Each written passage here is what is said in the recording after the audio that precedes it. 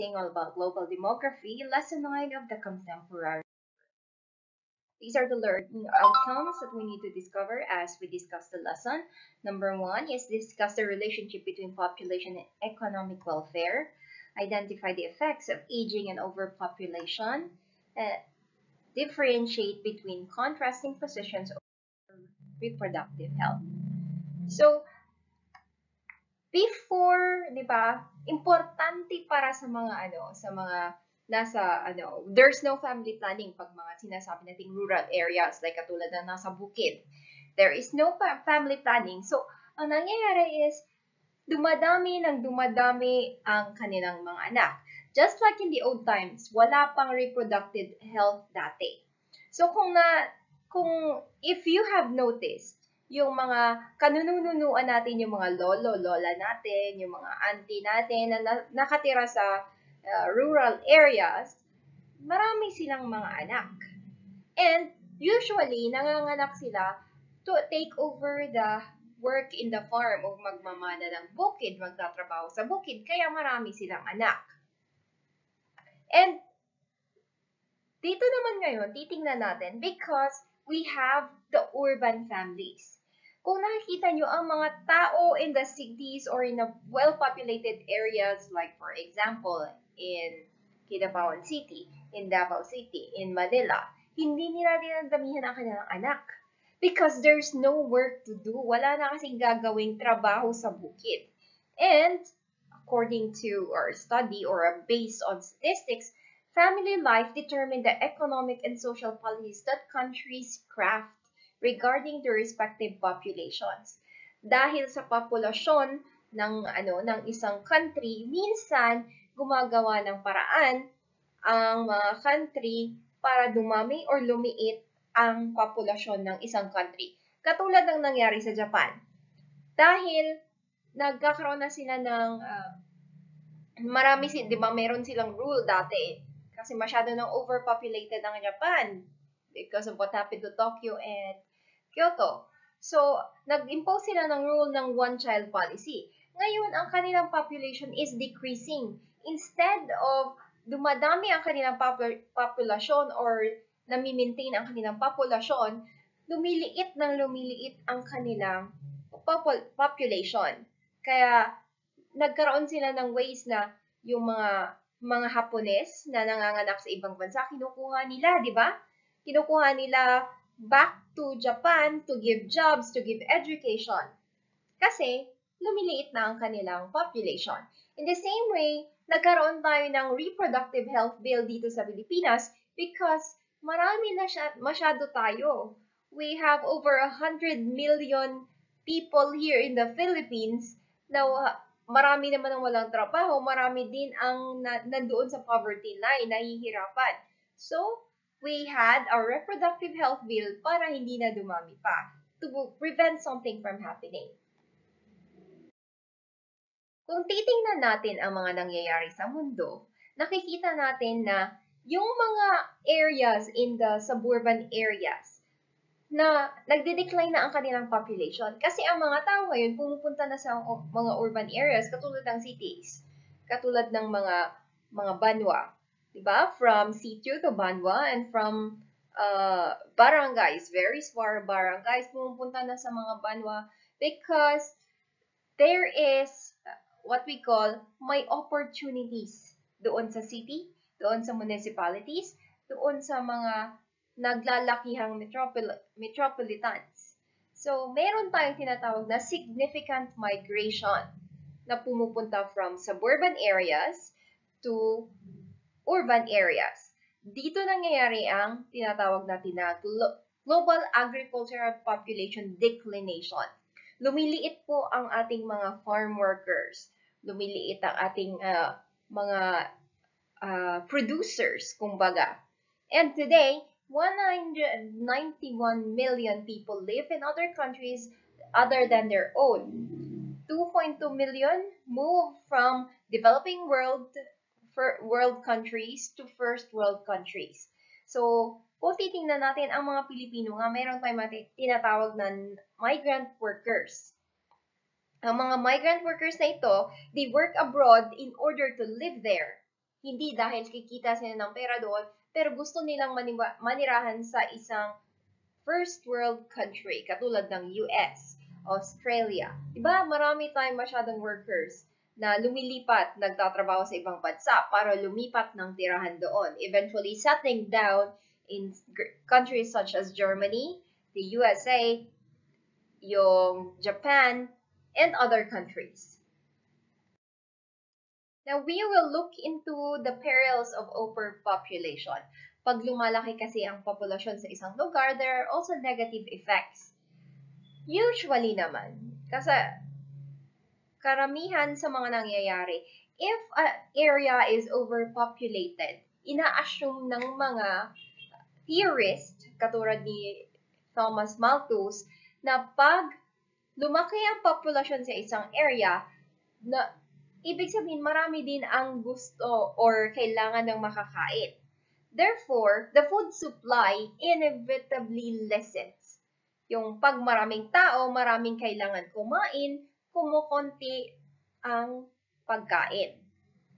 That is in the middle 19th century. Si Paul Ehrhach and his wife Anne wrote na ang overpopulation is like a bomb. Global environmental disasters that would in turn lead to food shortage and mass starvation. Ibig sabihin, maraming taong magugutom because of overpopulation. Ngayon, after the World War II, syempre pagkatapos ng gera, people, bumalik na sa dati yung gawin ng mga tao. There's a sense of normalcy na. Ngayon, after that, the growth rate of the population increased by 1.8% to 2.06% noong 1955 to 1975. Lumaki bigla ang populasyon ng mga tao. And in the mid-20th century, the Philippines, China, India, kasi ang dami ng tao in these countries, India and China is one of the most populated countries. We belong to the upper half of the countries that have very high population. So, ito yung mga countries na nag-seek to lower the birth rate. Dahil masyadong marami na ang mahirap, meron na tayong political instability, marami ng taong nagugutom, di ba? Meron pa tayong mga commercial dati na maraming mga batang nagugutom sa mundo. Kaya, you should eat your food properly. Meron pa nga sa mga batang ganun, di ba? May commercials pa dati. So, nung time na yon, the population drastically, talagang lumobo ang populasyon ng mundo. And as early as 1958, the American Policy Journal Foreign Affairs, nagkaroon sila ng advokasya for contraception sterilization. Ibig sabihin, sabi nga nila, prevention is better than cure. Instead of ipapalaglag ang bata, they instead advocated for contraception to prevent pregnancies from happening. And sa kanila, even in the US, medyo advanced sila. Binibigyan nila ang mga babae ng rights to choose whether to have children or not. So, diba dati ang mga lalaki ang in the olden times, ang mga lalaki mostly ang nagdidesisyon if they want a child or not. Kasi sila man ang nagsusuporta. Pero during this time, in the 1960s, nagkaroon na ng rights for women to choose, para pumili, if they are going to have children or not. And, syempre, ginagawa nila ito in order to control the population because the developing countries have a certain set of priorities. Diba? Priority nila na i-lessen yung taong nagugutom, taong nahihirapan, to provide jobs for all these people. Therefore, they need to control the population. We also have critics for the Malthusian theory. Sabi nila, it's the economy, not the babies. Sabi ni Betsy Hartman na it's not fair for the US government to be imposing the health bill because they're trying to control population. It is a substitute for social justice. At iniiwasan nila yung mga land reforms distribution, the employment creation, yung parang iniiwasan nila ang kanilang responsibilities, which is why they're imposing the health bill. Now, in the 1960s, yung mga iba naman, nagpo-point out na, yes, population did grow fast in other countries, pero yung growth rate naman, it aided the economy.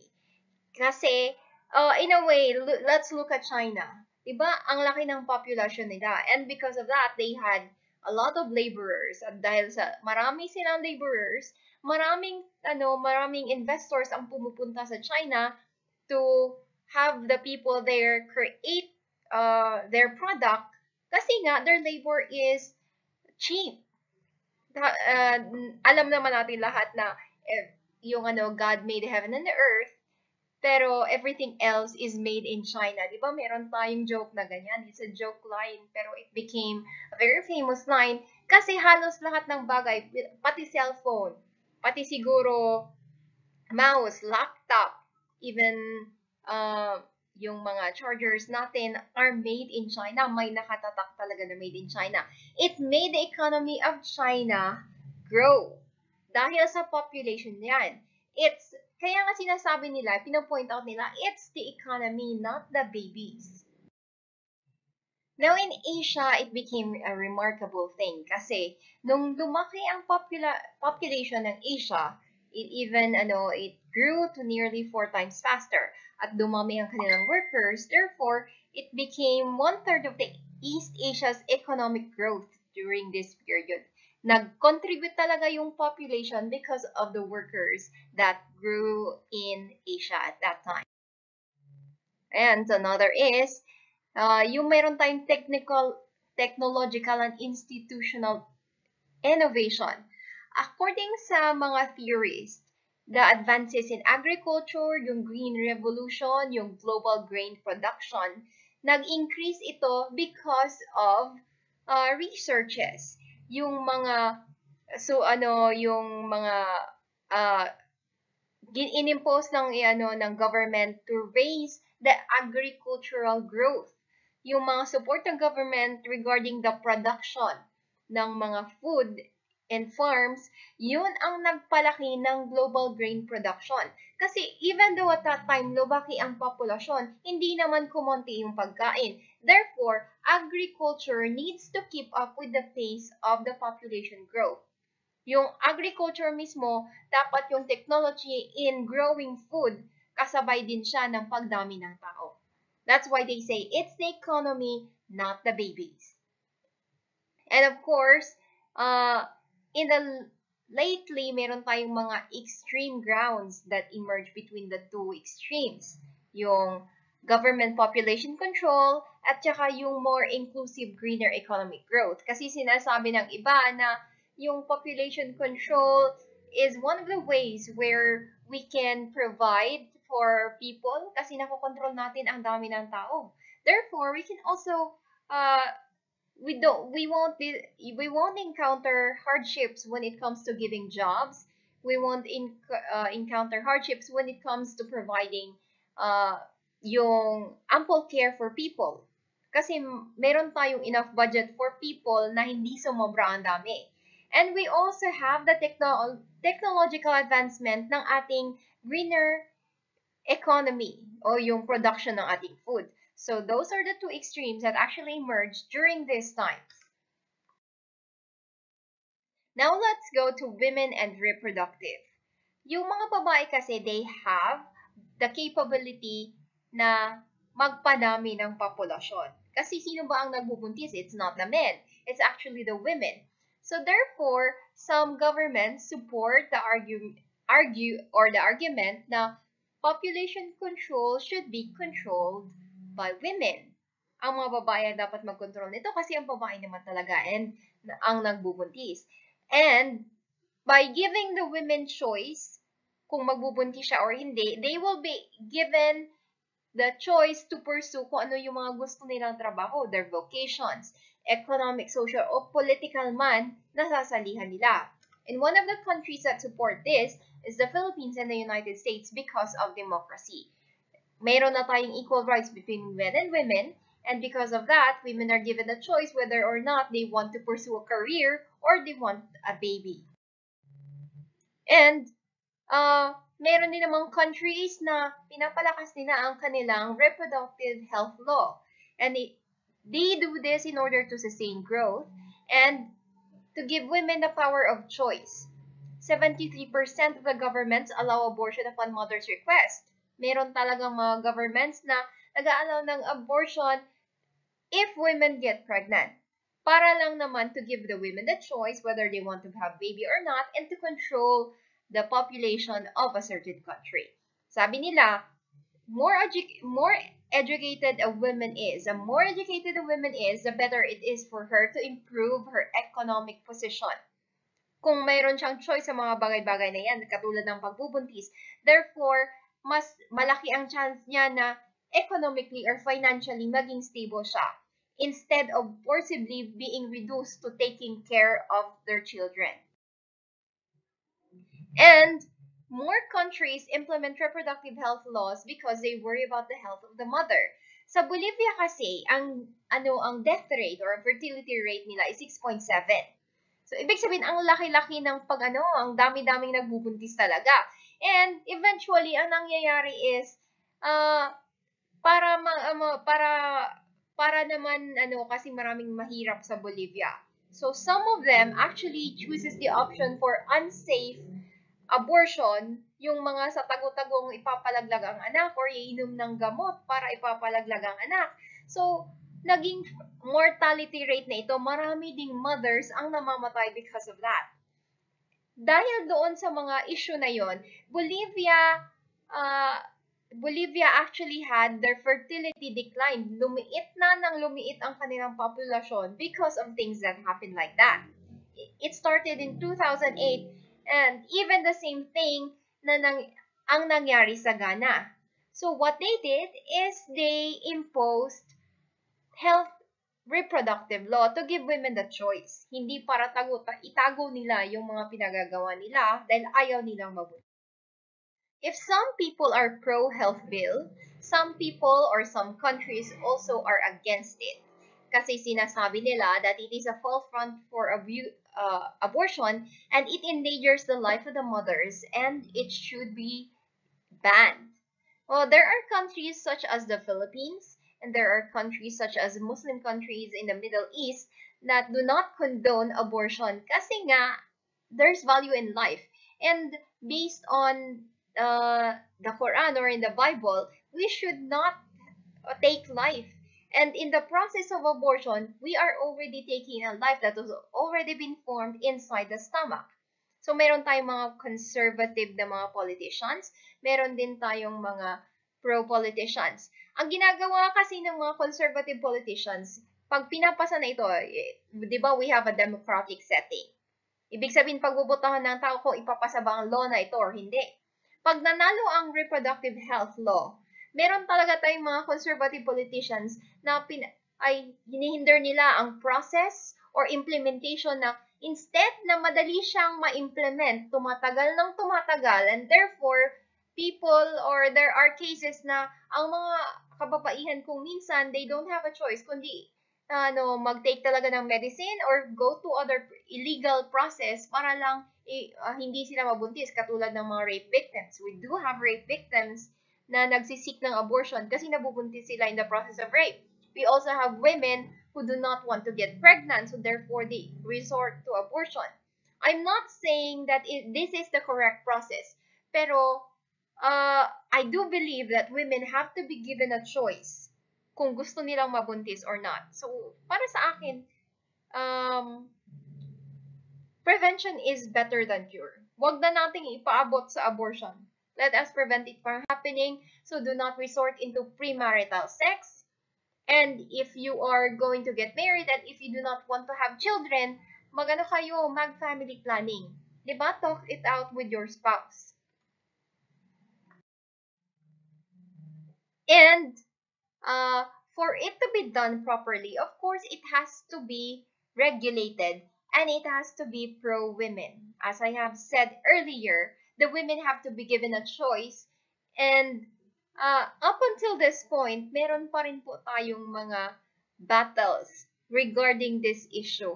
Marami kasi pa rin tayong mga illegal abortion because it becomes a stigma pag sinabi natin dito sa ating country na nabuntis ka, that you are not married, nabuntis ka, it becomes a stigma. Uy, nabuntis siya, bata-bata pa niya, she's not even married yet, and she got pregnant.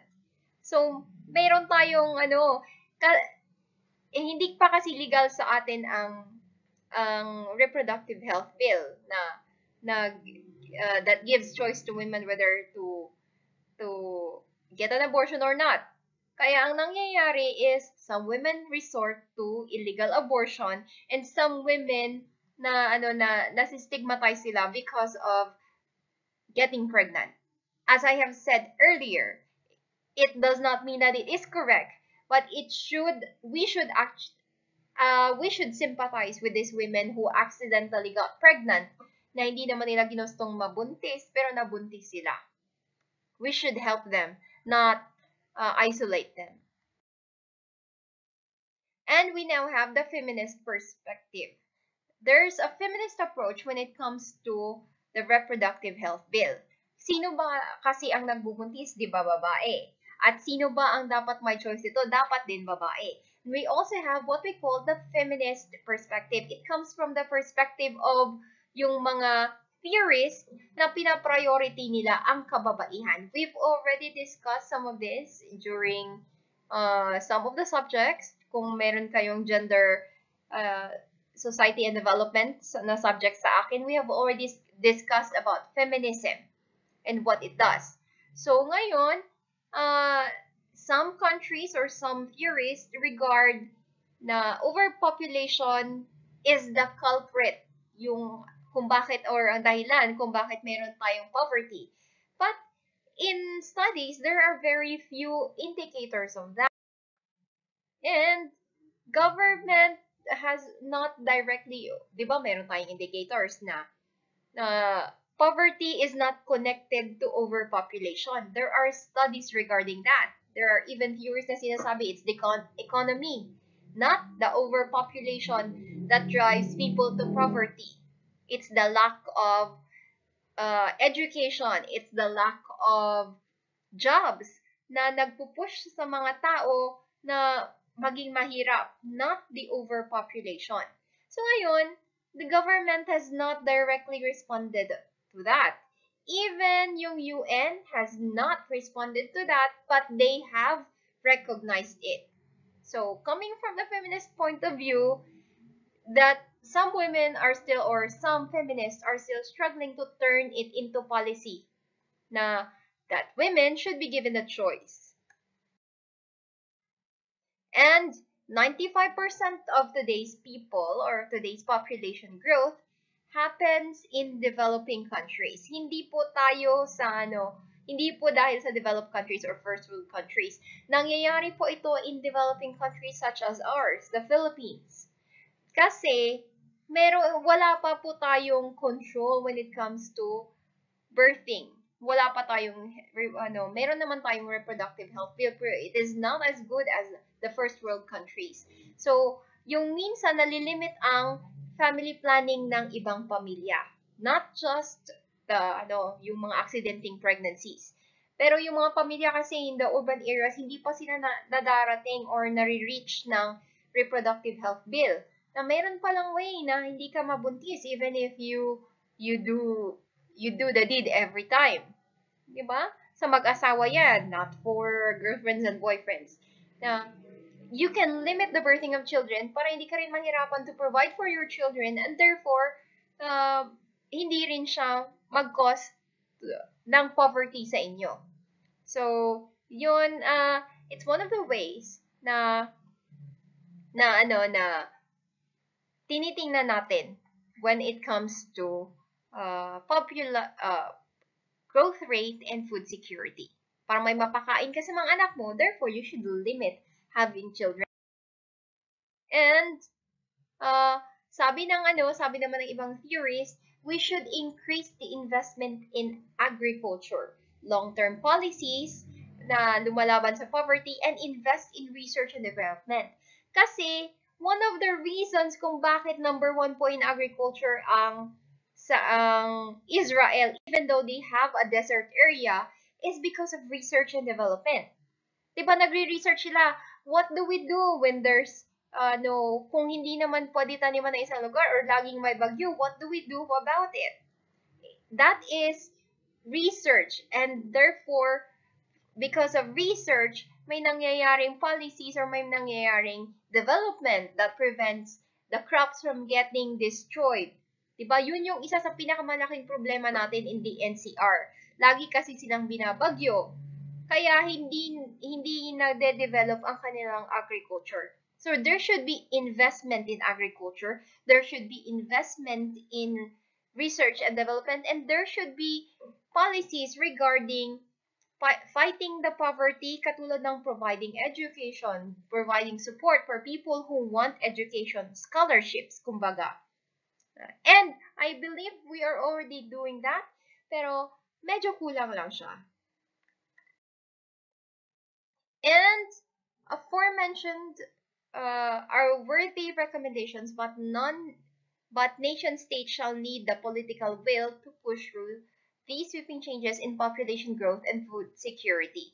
Yung mga na-mention natin prior to this slide are things na dapat nating i-priority, katulad ng economic, yung agriculture, providing policies for fighting poverty, and other things.